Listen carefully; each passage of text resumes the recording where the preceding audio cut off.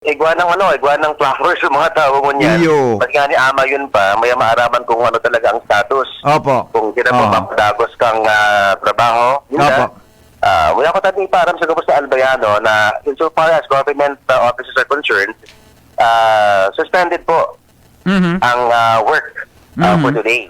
Opo. And except of course sa mga offices or departments na may kaaraman po sa safety. Opo.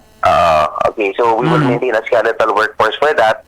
And duman sa mga private establishments like banks, malls, etc., it will be on the discretion of the employers. Opo. Kung Opo. ini po, maganda din of course, patapos kang trabaho for today. Ini kaya kasumanggi pa su uran Iya and po.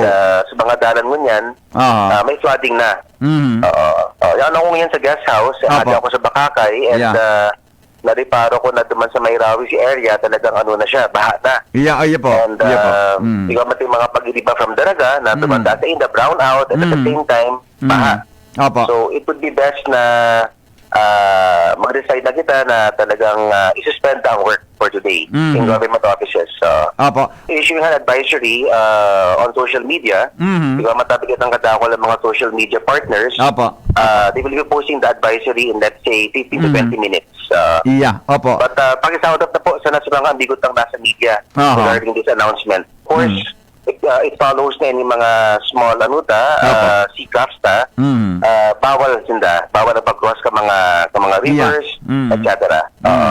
I see. So, just wait na lang po for the complete advisory Opo. on social media.